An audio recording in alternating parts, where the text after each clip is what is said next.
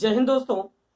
आज हम डिस्कस करेंगे क्वाड्रेटिक इक्वेशन के नेचर ऑफ रूट्स की, यानी रूट्स जो आप सॉल्व करेंगे क्वाड्रेटिक इक्वेशन का, उसका जो रूट्स होगा वो रियल होगा, इमेजिनरी होगा, इक्वल होगा, अनइक्वल होगा, रेशनल होगा, इरेशनल होगा।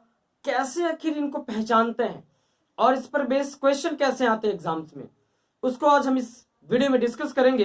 तो फर्स्ट ऑफ ऑल देखिए, nature of roots of the quadratic equation. इसमें जो सबसे बड़ा रोल प्ले होता है वो होता है दोस्तों डी का। डी का मीनिंग होता है डिस्क्रिमिनेंट। यही डी डिसाइड करता है कि इस क्वाड्रेटिक इक्वेशन का रूट्स क्या होगा।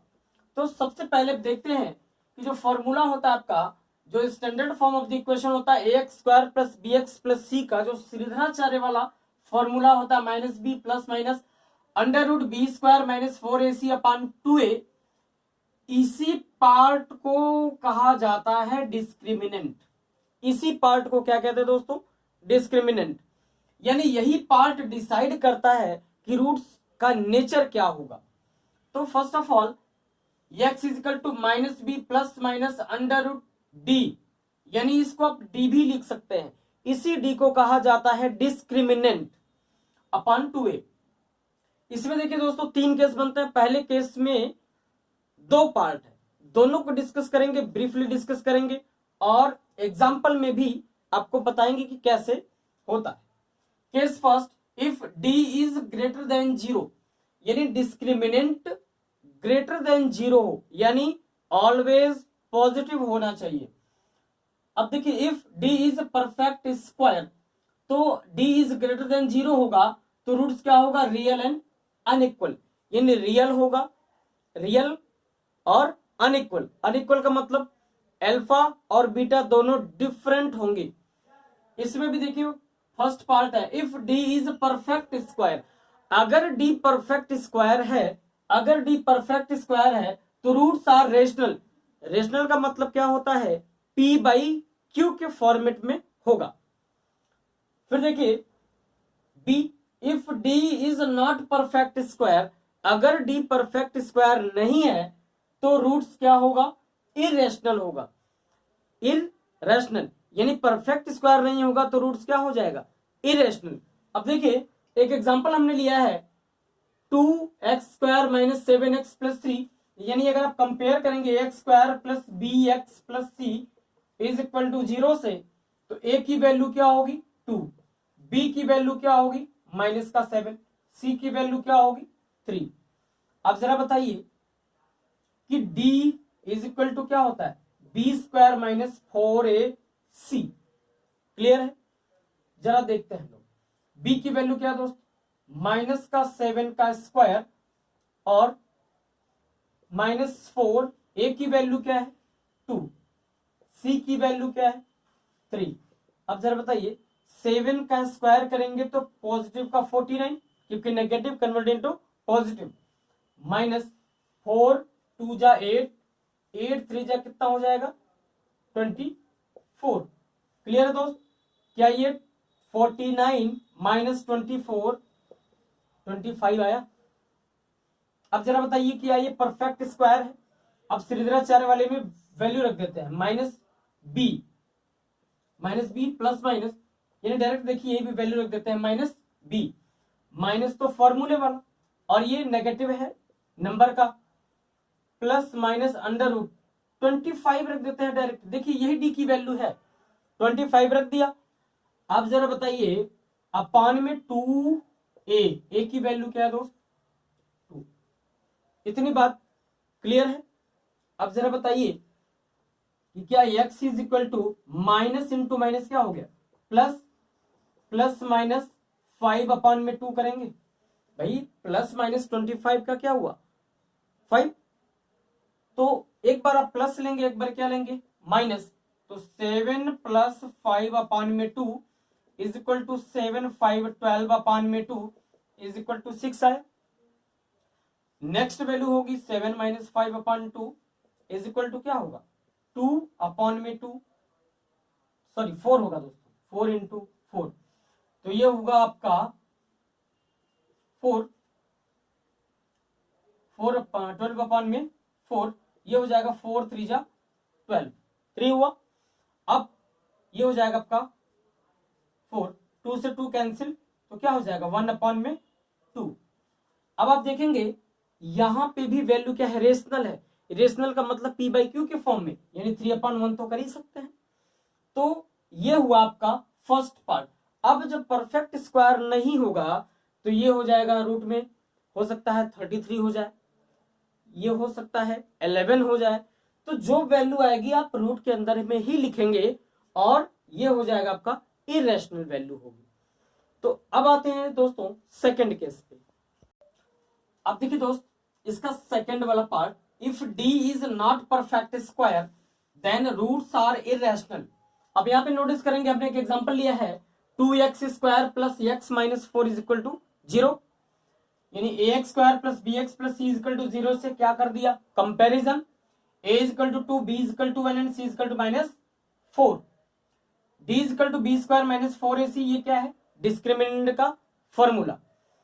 अब b की वैल्यू 1 का स्क्वायर 1, 4 माइनस 4, a की वैल्यू 2, c की वैल्यू माइनस 4, तो माइनस इंटू माइनस क्या हुआ प्लस, 4 4 जा 16, 2 जा 32 एंड 1 33। क्या ये वैल्यू 0 से ग्रेटर है? तो आप कहेंगे बिल्कुल 33 इज ग्रेटर देन 0।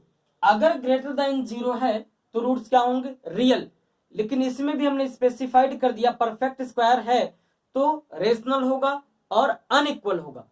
और यहां पे क्या है, d is greater than 0 but not perfect square. Perfect square क्या है नहीं है, तो उस कंडीशन में क्या होगा अनइक्वल एंड इरेशनल। तो अब देखेंगे यहां पे वैल्यू आई x is equal to minus B की वैल्यू 1 माइनस फॉर्मूले वाला ये plus minus under root B square minus 4ac, यही तो किसके इक्वल है d के इक्वल है।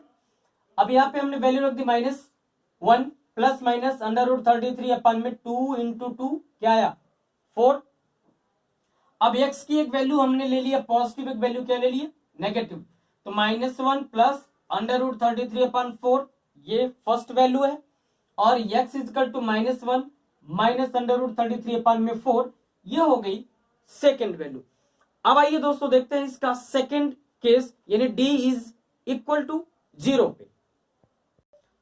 अब देखिए दोस्तों डिस्क्रिमिनेंट यानी नेचर ऑफ रूट्स का सेकंड केस हमने लिया है। Second case, if d is equal to 0, अगर डिस्क्रिमिनेंट की वैल्यू 0 हो जाए तो उस कंडीशन में होगा रूट्स क्या होंगे रियल एंड इक्वल। रूट्स क्या होंगे दोस्तों रियल एंड इक्वल। अब जरा बताइए कि लेट, हम रूट्स को लेट कर लेते हैं अल्फा एंड बीटा, तो इस वाले कंडीशन में अल्फा इज इक्वल टू क्या हो जाएगा बीटा होगा। अब एक एग्जांपल हमने लिया है 4x square minus 4 root 3 into X plus 3 is equal to 0। Compare कर दिया X square plus B x plus C is equal to 0 से। देखिए बार बार इसलिए कर रहे हैं ताकि आपको चीजें दिमाग में बैठ जाए। तो X square plus B x plus C is equal to 0, A की वैल्यू क्या है 4, बी की वैल्यू -4 रूट 3 और सी की वैल्यू क्या है 3 है। क्लियर है? तो d is equal two b square minus 4ac, b की वैल्यू है -4 रूट 3 का होल स्क्वायर माइनस 4, a की वैल्यू 4, c की वैल्यू क्या है 3 है। सॉल्व करते हैं, 4 4 जा 16, 3 जा रूट 3 का स्क्वायर करेंगे तो क्या आएगा दोस्तों 3 आएगा। तो 16 3 जा 48, नेगेटिव का स्क्वायर क्या होता है पॉजिटिव, माइनस 4 4 जा 16 3 जा 48, क्या ये वैल्यू 0 हो गई। यानी d की वैल्यू अगर 0 है तो इसका मतलब यहीं पे क्लियर हो गया कि बोथ रूट्स आर इक्वल, दो के दोनों रूट्स क्या होंगे इक्वल होंगे। अब देखिए सॉल्व करते हैं श्रीधराचार्य वाले फॉर्मूले से, माइनस फॉर्मूले वाला b के प्लेस पे क्या है -4 रूट 3, तो minus b plus minus under root d। जब d की वैल्यू 0 हो गई तो इसको लिखना तो है नहीं। अब जरा बताइए 4 minus into minus plus 4 root 3 अपन में 4 2 जा 8, 4 1 जा 4, 4 2 जा 8, एक वैल्यू आई रूट 3 अपन 2, तो दूसरी भी वैल्यू रूट 3 अपन 2 ही होगी। क्यों? क्योंकि d इज इक्वल टू क्या है 0। अब देखिए दोस्तों, नेचर ऑफ रूट्स का जो थर्ड कंडीशन है, if D is less than zero. Less than zero का मतलब कि नेगेटिव वैल्यू हो, डी की क्या हो जाए वैल्यू, नेगेटिव, तो रूट्स क्या होंगे, both roots are imaginary. Imaginary का मतलब ये हुआ कि नेगेटिव रूट्स की वैल्यू इमेजिनरी ही होगी और वो रियल में एग्जिस्ट नहीं करेगा। तो एक एग्जांपल हमने लिया है 2x² + x + 4 = 0। कंपेयर कर दिया, a की वैल्यू 2, b की वैल्यू 1 और c की वैल्यू 4। डिस्क्रिमिनेंट वाली फॉर्मूले में हमने वैल्यू रख दिया, d = b² - 4ac = b की वैल्यू क्या है 1, 1 का स्क्वायर माइनस 4, a की वैल्यू 2, c की वैल्यू 4। तो 1 का स्क्वायर क्या आया 1 आया, और 4 4 जा 16, 2 जा 32, यानी 32 - 1 यानी माइनस का 31। क्या ये नेगेटिव वैल्यू है, लेस देन जीरो है। लेस देन जीरो का मतलब जितनी भी नेगेटिव वैल्यू होती है वो ऑलवेज लेस देन जीरो ही होती है। अब ये देखिए, हमने श्रीधराचार्य के फॉर्मूले में डायरेक्ट वैल्यू रख दी -b, b की वैल्यू 1 है, माइनस ये फॉर्मूले वाला यहां से -1 plus minus under root minus का 31/2 इंटू 2a, और -1 plus minus under root minus का 31/4, यानी दो की दोनों वैल्यू क्या हो गई, इमेजिनरी हो गई दोस्तों। तो मिलते हैं नेक्स्ट वीडियो में नए कंसेप्ट, नए क्वेश्चंस के साथ। जय हिंद दोस्तों।